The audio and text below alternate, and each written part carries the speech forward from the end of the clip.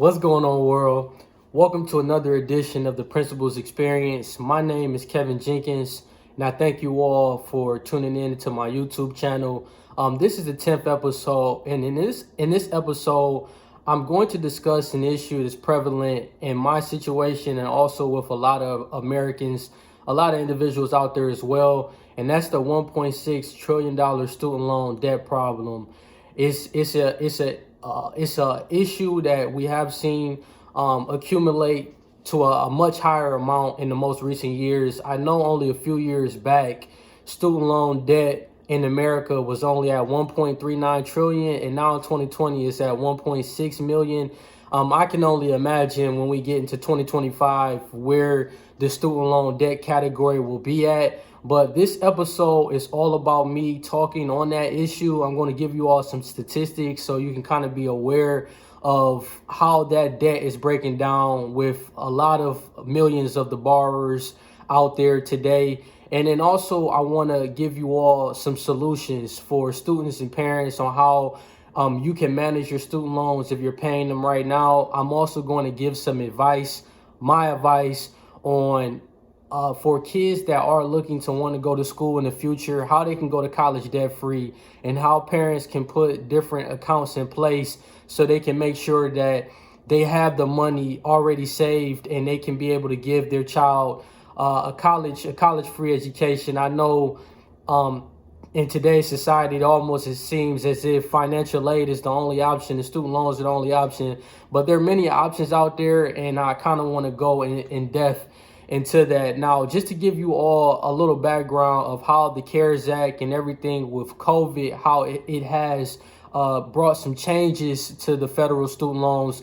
Right now, due to everything with the CARES Act, most federal student loans, all federal student loans are in an administrative forbearance until September 30th of this year. And also there isn't any interest being applied to those loans. So if you are in a position where you're working and you can put something towards your loans at this moment, I think it would be great, because with no interest being applied, it allows you to be able to put more towards the principal.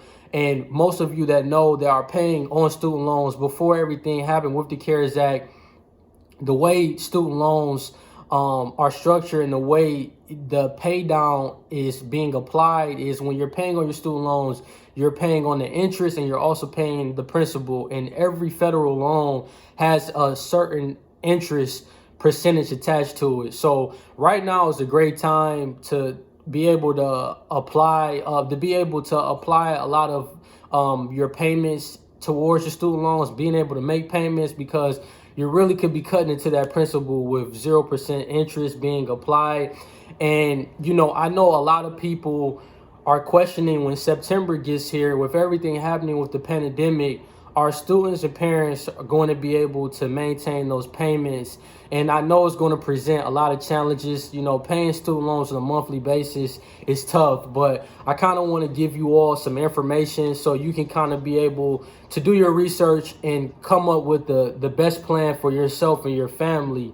So if all of you have been paying attention to what's been going on with the economy, the unemployment rate from the months of May to June of 2020, it has declined, but the jobless rate and the number of people unemployed is up by 7.6% and 12.0 million since February.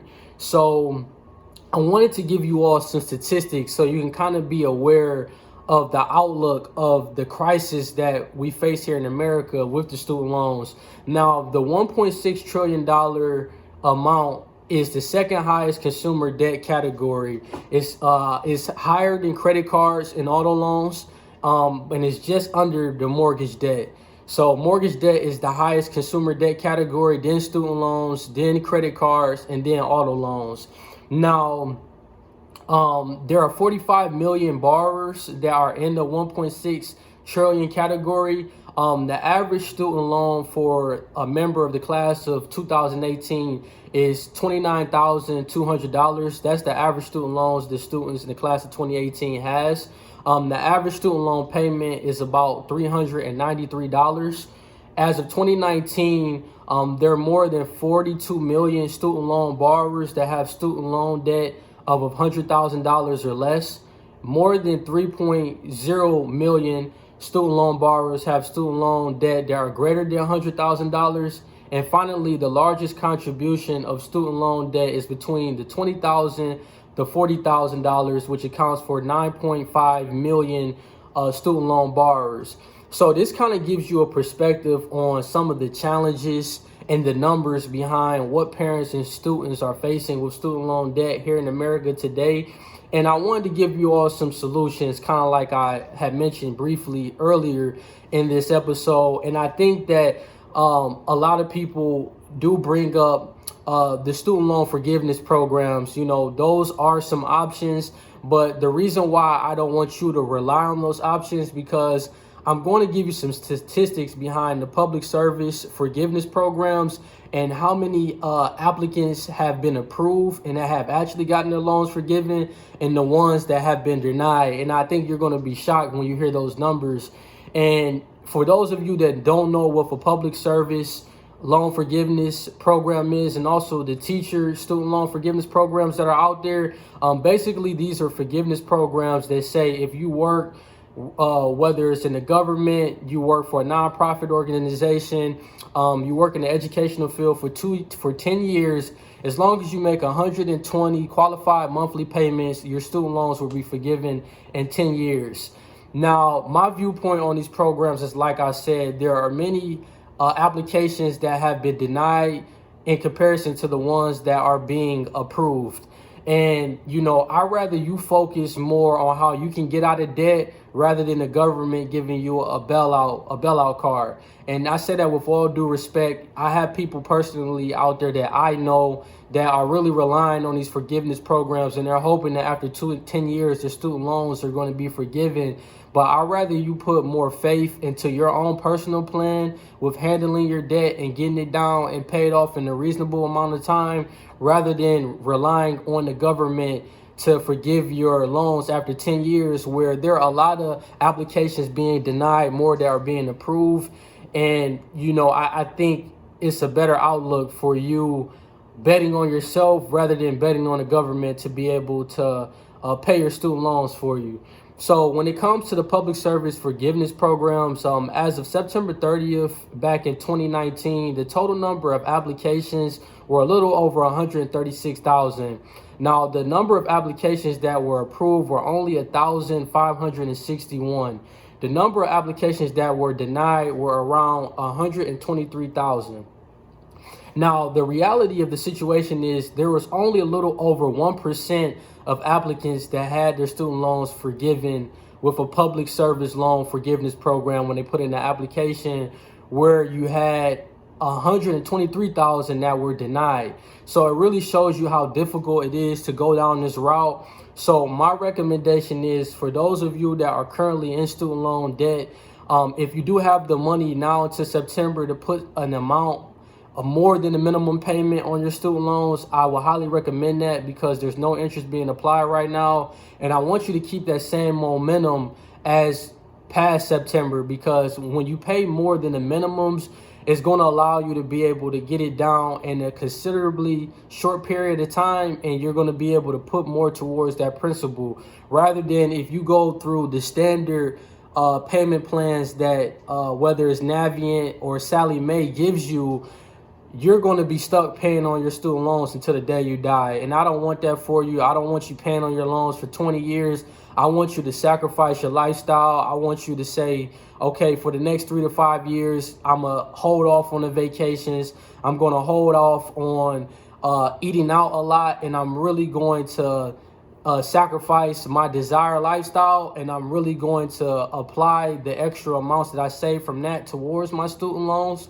And I'm going to look at ways of how I can elevate my income and being able to pay them off in a short period of time, because, you know, the government, if it was their choice, they would have us in debt forever. And I don't want that for you. I want you to have a sound plan, and I want you to be able to be intentional and deliberate with getting your student loan amount down.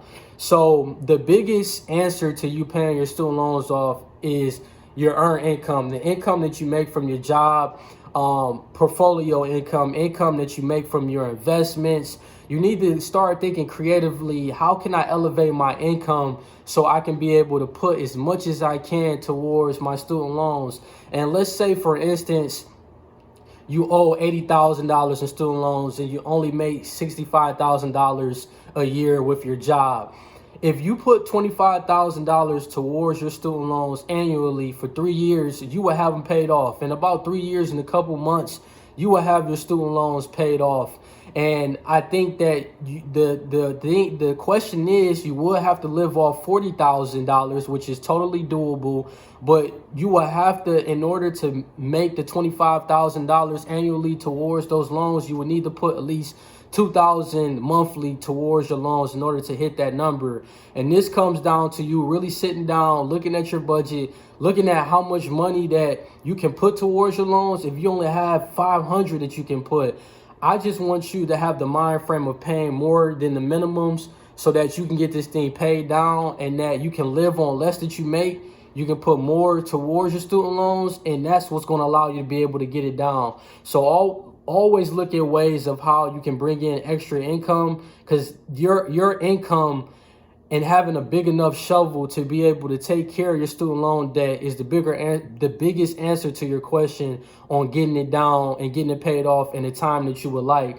Now, as most of you know, paying off student loans, it takes tremendous sacrifices, and you have to be intentional every month and have a focus on paying them off, paying your student loans off every month, so you can be able to get them taken care of in the time that you would like.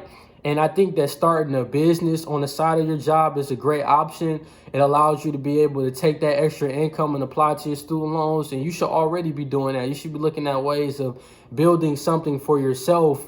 So not only you can get yourself out of a hole, whatever debt you have, but also being able to move away from, the traditional 9 to 5 route and really living a life off of your dreams and your aspirations. But I think having a business on top of what you're doing with your main career, that extra income can allow you to be able to pay off your student loans. And you really want to look at ways of how you can have consistent income so you can hit that dollar amount that you need monthly to be able to put whatever amount you decide to put towards your loan. So if you say you want $15,000, you want to apply to your student loans, then every year, then that means that may extend it out to maybe 4 or 5 years. But as long as you have a plan and you're every month you're budgeting your monthly amount that you want to put towards your student loans, that's one thing that I'm encouraging for you all here.